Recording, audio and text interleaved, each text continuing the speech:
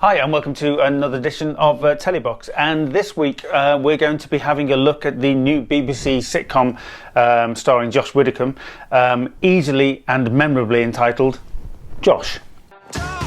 Life for Josh never runs smoothly.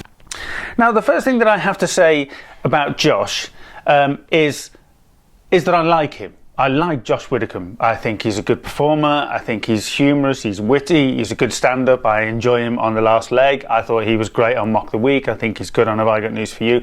He's generally good in pretty much anything that you will see. Yes, he looks like he's a cast-off from The Hobbit, but he's an eminently likeable chap, funny, erudite, witty. And yeah, I generally enjoy watching him, and sometimes will even go out of my way if I know he's on a programme to watch it. So it was with much anticipation that I was looking forward to sitting down and watching Josh. That's flattering. On BBC Three. So what did I think? Well, I thought it was rubbish. Disaster. I'm sorry to say, and obviously I need to be candid about this. I thought it was poor. I thought the execution was poor. I thought the situations were poor. I thought the comedy was even poorer. And for a situation comedy, they're two of the main elements that you want to try and get right.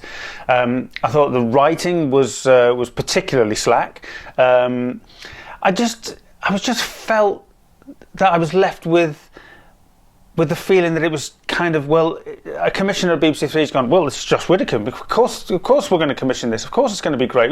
How can it not be? It's Josh Widdicombe. Which kind of, I think, sums up the problem with it effectively, is that basically they've lumped all the success and they're kind of wanting it to be good on one name. And the one name is Josh. I'm just going to use this opportunity to take a picture. Now, the other thing that slightly bothers me is the fact that I don't know entirely how old Josh Widdicombe is. I would have said he's sort of mid-30s, something along those lines.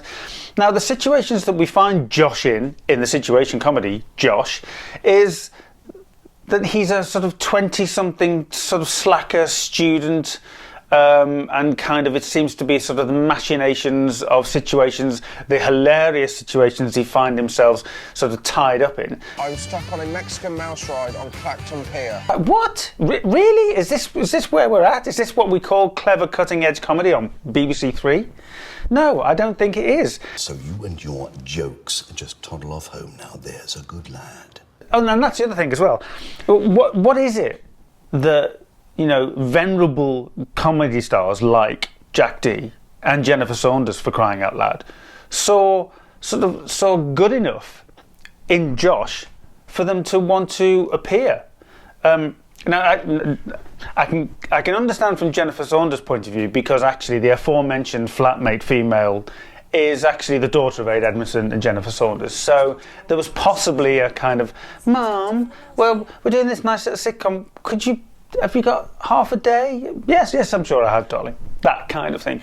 But Jack Dee. Well, in that case, you may also enjoy describing me as utterly butterfly. I mean, Jack Dee. It should actually be butterfly, obviously. That never did work. I mean, surely Jack Dee doesn't need something like Josh to further his career. I mean, he's on television pretty much on a weekly basis anyway, if he's not doing The Apprentice or he's not doing, some other, schlock that Jack Dee does. He tours a lot. I mean, obviously, you've got the standards of Lead Balloon, which he did for 4 or 5 series, which the writing was impeccable, and brilliantly done and brilliantly performed.